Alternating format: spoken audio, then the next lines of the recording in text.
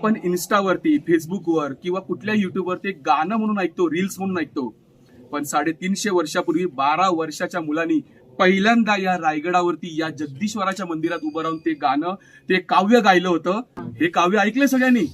फक्त रील्स ऐकतो आपण, पण आपल्याला त्याच्या पाठीमागचा इतिहास माहित नाही. बघा, ही गोष्ट जर आज तुम्हाला सांगितली नसती तर तुम्ही हे गाणं आयुष्यभर फक्त ऐकत राहिले असते. पण याचा इतिहास रायगडावर सुरुवात झाला कधी कळलं नसतं. याच परिसरामध्ये नंदीच्या डाव्या बाजूला आपल्या भारताच्या उत्तरेकडे असणारं एक राजकुटुंब होतं, एक कवी कुटुंब होतं, की जे कवी करायचं, कविता करायचं वेगवेगळ्या राजदरबाराकडे आणि पैसे कमवायचं.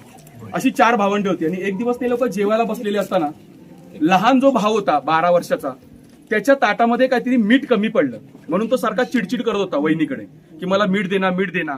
तर त्याचे आई वडील नसल्यामुळे 4 भावंडांची, मोठ्या भावाचीच पत्नी आईसारखी असल्यामुळे ती रागाने बोलली की मिठाचा एक खडा कमवायची तुझी कुवत नाहीये आणि तू सारखा मीठ दे करतोयस. एवढं बोलल्याच्या नंतर त्या लहान मुलाला राग आला. लहान मुलाला काय झाला? राग आला. त्यांनी रागाने ताट सरकवलं रागाने आणि आपलं जे काय असेल झोळीबिळी घेतली आणि रागाने तो बाहेर पडला. आणि बाहेर पडल्याच्या नंतर तो सगळ्यात पहिला कुठे आला माहितीये? पुण्यामध्ये आला. कुठे आला? पुण्यात आला. आता पुण्यात आल्यानंतर त्याला प्रश्न पडला की आपण जायचं कुठे? तर त्याला कोणीतरी सांगितलं की या भूमीमध्ये छत्रपती शिवाजी महाराज नावाचे कोणतरी एक राजे आहेत, जे दानशूर आहेत, जे कवी लोकांचा कौतुक करतात, कलेचा आदर करतात. मग त्याने विचार केला, मी त्यांच्याकडे जाऊन माझी कविता ऐकवतो आणि मी त्यांच्याकडून काहीतरी 2 पैसे घेतो, म्हणजे माझी कमाई होईल. पण पुण्यात गेल्यानंतर त्याला कळलं की छत्रपती शिवाजी महाराज आता पुण्यात राहत नाहीत. आता त्यांनी राजगड सोडला आणि ते कोकणामध्ये रायगड नावाच्या किल्ल्यावर राहतात. आणि मग त्यांनी विचार केला 12 वर्षाच्या मुलांनी जायचं कसं? तर कोणीतरी सांगितलं, इथून आता जे व्यापाऱ्यांचे तांडव आहेत ते चौल बंदरावरती येणार आहेत. कुठल्या बंदरावर? चौल नावाचा आज जे बंदर आहे त्या चौल बंदरावरती येणार. आणि मग तो चालत चालत त्या व्यापाऱ्यांबरोबर चौल बंदरावर आला. बंदरावरती आल्यानंतर त्याला कळलं आता तरी कुठं जायचं. मग त्याला कोणीतरी सांगितलं, पूर्वी ज्याला आज आपण महाड बोलतो, महाडच्या लोकांना सांगायचंय मला, ज्याला आज तुम्ही महाड बोलता, त्याला पूर्वी नाव होतं महानाड. काय नाव होतं? महानाड. हे एक बंदर होतं, व्यापारी बंदर. आणि चौल वरून व्यापारी बंदर हे महाडपर्यंत तो आला.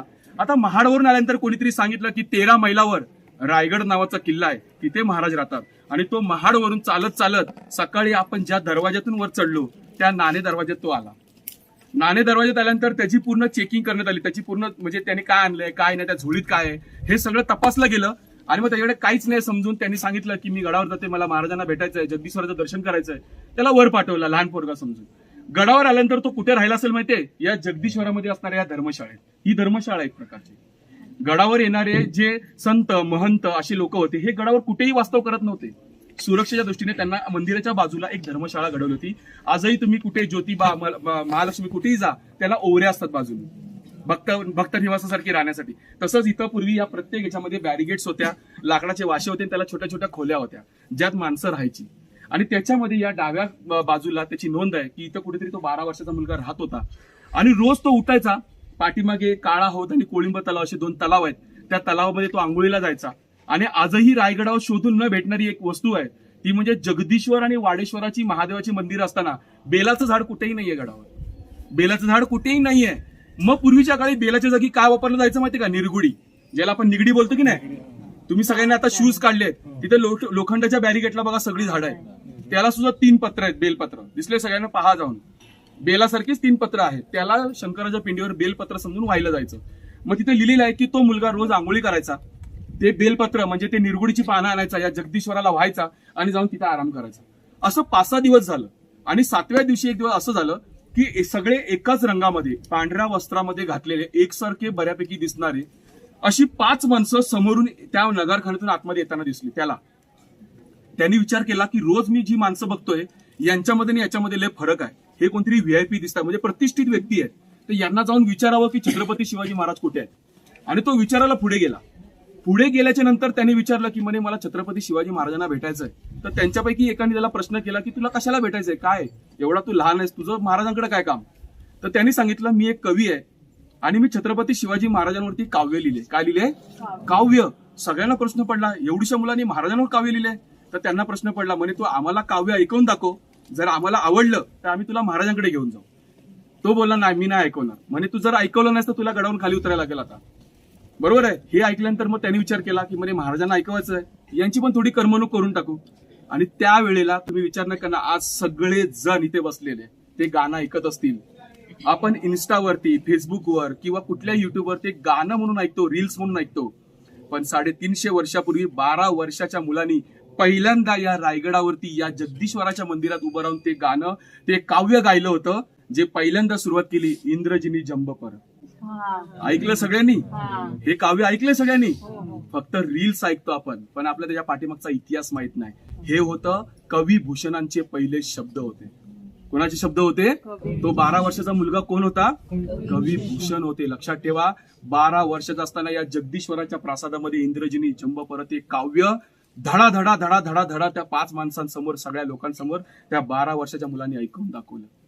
आणि एकदा ऐकून दाखवल्या महाराजांनी त्याला सांगितलं पुन्हा बोल, पुन्हा बोल. आणि ते महाराज कोणी त्याला माहितीच नव्हते. ते समोरचा माणूस सांगते पुन्हा बोल, पुन्हा बोल. असं करत 18 वेळा त्याला बोलायला लावलं. आणि 18 वेळा मुला बोलल्याच्या नंतर त्या मुलाला वैताग आला. म्हणजे काय सारखं सारखं तेच तेच बोलायला लावतायत. त्याला राग आला. त्याने आपली झोळी घेतली आणि तो इकडे निघाला.